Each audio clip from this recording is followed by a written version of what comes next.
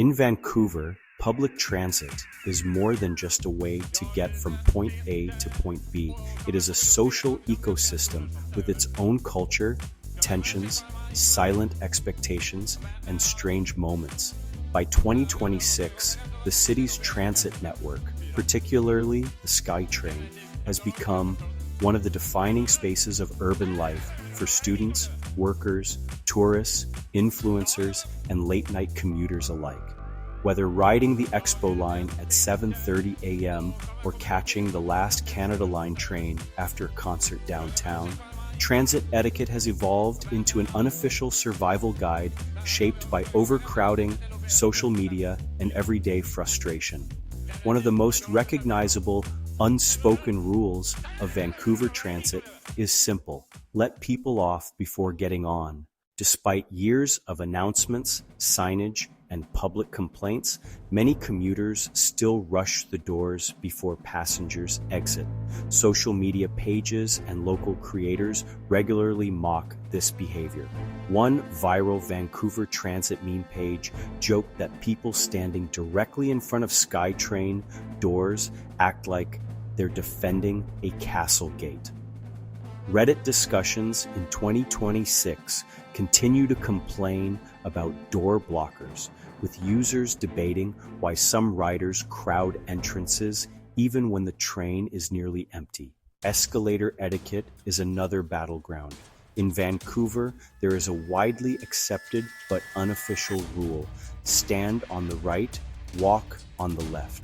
Yet many newcomers, tourists, or distracted commuters unknowingly break this norm, causing irritation during rush hour. A popular discussion thread on Reddit jokingly proposed new rules in 2026 for SkyTrain escalators, reflecting how seriously commuters treat these unwritten expectations. Transit researchers have long argued that public transportation functions as a shared social environment where individuals negotiate personal space, sound, smells, and movement. Studies on public transit etiquette note that commuters are expected to minimize disruption by lowering noise levels, removing backpacks, and respecting seating space. In Vancouver, these norms are especially visible because of the city's density and multicultural commuter base. On a crowded train, a backpack worn during rush hour can instantly identify someone as inexperienced or inconsiderate. Noise has also become a growing issue in 2026 transit culture. Public frustration toward people blasting TikTok videos, FaceTime calls, or music without headphones appears constantly across Vancouver social media discussions. Reddit users frequently describe loud phone audio as one of the most universally hated transit behaviors. Ironically, while Vancouver is often criticized as socially distant or emotionally cold, transit riders still expect a kind of collective quietness. The ideal commuter is someone who exists politely without drawing attention to themselves. Yet the most memorable part of Vancouver transit culture may be the weird encounters. Almost every regular transit rider has a story. Someone passionately arguing with invisible enemies, a stranger offering life advice at midnight, or a person dressed like they walked directly out of an anime convention during a rainy Tuesday commute. In many ways, transit has become one of the last truly public social spaces left in the city.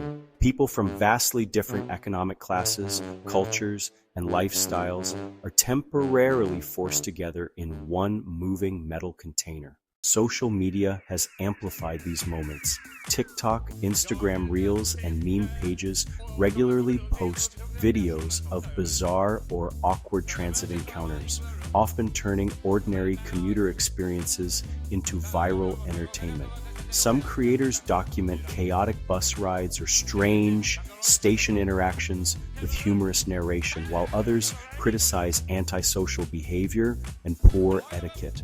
This online attention has transformed transit culture into both a public conversation and a performance space. At the same time, Transit etiquette reflects broader social tensions in Vancouver. Crowding, rising living costs, and long commute times have increased stress among riders. Research on extreme transit behaviors shows that long distance and repetitive commuting can significantly affect commuter mood and behavior.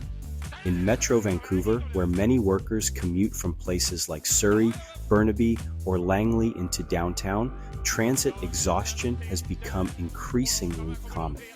A delayed train during rush hour can feel less like a small inconvenience and more like the final straw after an already overwhelming day. Still, despite the complaints, there is something uniquely human about Vancouver transit culture. The unspoken rules exist because commuters collectively want the system to function smoothly. Small acts, moving backpacks, giving up seats, waiting patiently at doors, help create a shared sense of order in an otherwise stressful urban environment.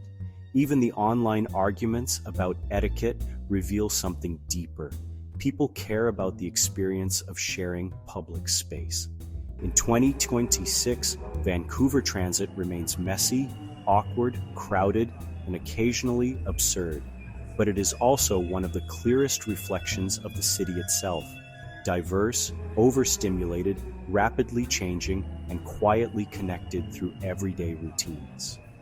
Beneath the complaints and weird encounters lies an important truth.